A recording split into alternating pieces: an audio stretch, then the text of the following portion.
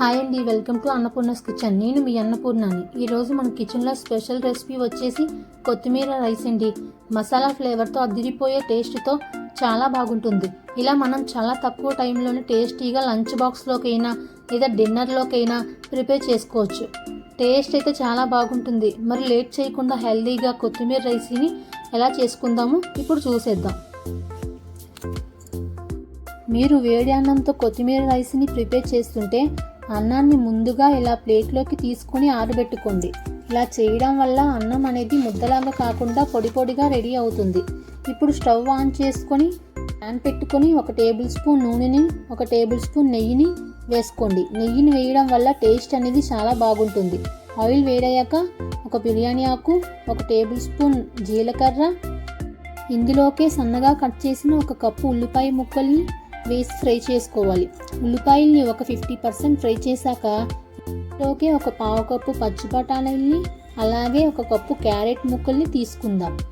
మీ దగ్గర పచ్చి బఠానీ క్యారెట్ లేకపోతే స్కిప్ చేసేయండి. జీడిపప్పుని వేసి మంచిగా ఫ్రై చేసుకోండి.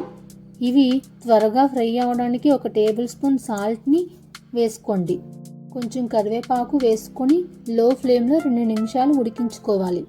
మరో పక్కన కొత్తిమీర పేస్ట్ని చేయటానికి 1 కప్పు కొత్తిమీరని కాడలతో సహా తీసుకోండి.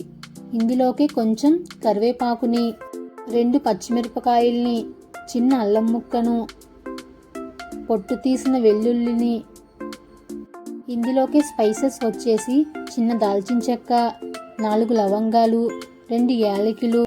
సో కొత్తిమీర రైస్ని చేస్తున్నాం కదా, గ్రీన్ కలర్ అనేది మారకుండా 1 టేబుల్ స్పూన్ వరకు పంచదారని తీసుకుందాం. కొంచెం వాటర్ని తీసుకొని మెత్తగా గ్రైండ్ చేసుకుందాం. చూసారు కదా, ఇలా మెత్తగా గ్రైండ్ చేసుకున్నాక పక్కన పెట్టుకోవాలి. క్యారెట్ బఠానీలు మంచిగా ఫ్రై చేసుకున్నాక గ్రైండ్ చేసిన కొత్తిమీర పేస్ట్ని తీసుకొని 5 నిమిషాలు ఫ్రై చేసుకోవాలి. తర్వాత కొంచెం పసుపుని వేసుకొని కలుపుకుందాం. తర్వాత మనం ఉడికించిన అన్నాన్ని తీసుకొని కొంచెం కొంచెంగా వేసి అన్నీ కలిసే విధంగా కలుపుకోవాలి.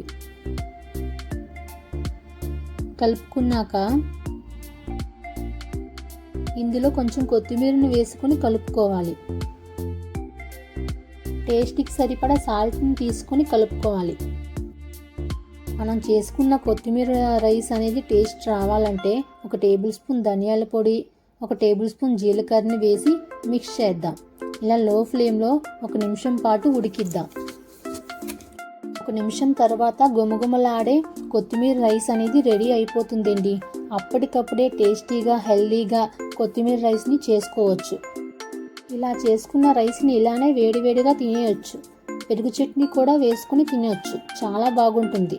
సో ఫ్రెండ్స్, ఈ రెసిపీ కానీ మీకు నచ్చినట్లయితే ఒక లైక్ చేసి మీ ఫ్రెండ్స్తో షేర్ చేసుకోండి. మరిన్ని టేస్టీ రెసిపీస్ కోసం నా ఛానల్ని సబ్స్క్రైబ్ చేసుకోండి. Thank you for watching.